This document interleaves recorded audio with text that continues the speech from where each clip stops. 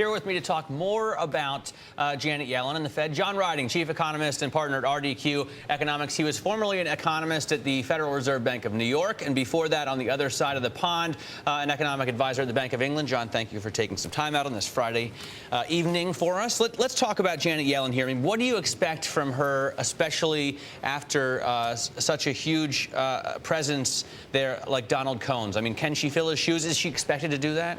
I don't think she's expected to do it. She does have a big institutional experience in the Fed. She was a governor between 94 and 97. She's the president of the San Francisco Fed. That's given her some operational experience. So she's probably going to have some role in the operation things. But what's the real message here? The real message here is the president is nominating, while a highly regarded academic economist, someone who is on the dovish spectrum, someone whose speeches have said, we don't have to raise rates anytime soon. There's a lot of slack in the economy. That slack should keep inflation under control. So she's really in the Phillips curve, dovish wing of the Fed. Focusing Phillips curve there on the unemployment, holding back inflation. Absolutely. Focus on unemployment, holding back inflation, and on monetary policy being kept at full throttle to try and promote employment. So it's very much that demand management, monetary policy, demand management view. One of the two original main roles of the Fed. Now it seems like they've got so many more. Well, they have a lot. And unfortunately, maybe some of the other nominees there will have more of an expertise on the financial regulation side if those names go through to Congress. What do you think about this as a signal to the markets? I mean, we've had obviously not a lot of action in the markets, but not a bad run over the past couple of weeks. We're up at about 1150 on the S&P.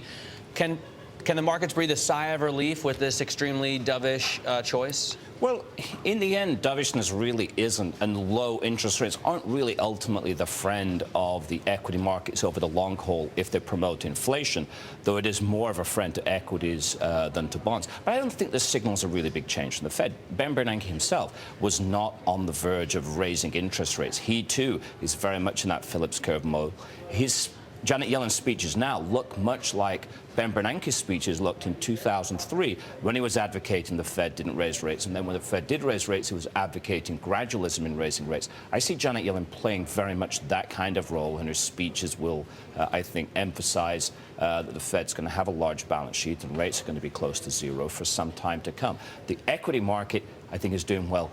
Despite all that, I think the equity market's doing well because the profits data are doing well, and the recovery seems to be gaining some traction here in the first quarter.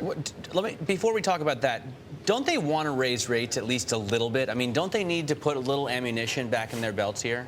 No, I don't think so. Let's take Chairman Bernanke. He described himself as a Great Depression buff. Now, the Great Depression was far worse than the episode that we've been through. 1929 to 1933, GDP fell by a third.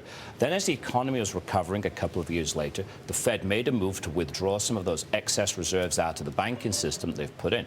Tiny by the standards that are in the system at the present time. That seemed to have spiked the economy into a second serious recession, which is why that depression period was so long, where the unemployment rate soared back to 20%. Having just avoided a potential depression, I don't think the Fed wants to risk anything, given the way they look at monetary policy, that could push the economy back into a recession, and they'll feel any move to raise rates early could create that risk. Are you concerned at all about a double dip? I mean, does the deficit push at least the federal government's hand a little bit in pulling back some of the fiscal stimulus it's put in? Well, I am not concerned about a double dip, but I do wish the government would pull back some of its stimulus, because the vast bulk of the stimulus package wasn't actually spent in 2009. And I think going forward, especially when to 2011 and 2012, exit from the fiscal situation is going to be a greater issue than exit from the monetary policy position that we are in. So maybe pulling back now and not running the deficit up quite as high as anticipated would be a good thing. The economy seems to be in a self-sustaining, though fairly gradual recovery. We saw some great retail sales numbers this morning for February. It looks to me like GDP in the first quarter is growing at 3%, having grown at almost 6% in the fourth quarter. Those aren't bad numbers. We just need to see some job creation. And I think we are on the verge of seeing that. Seeing those jobs numbers be much more important for the recovery, because that will signal a more self-sustaining consumer. All right. Hey, John, thanks so much for stopping by, giving us your thoughts on that. John Ryding there from RDQ Economics.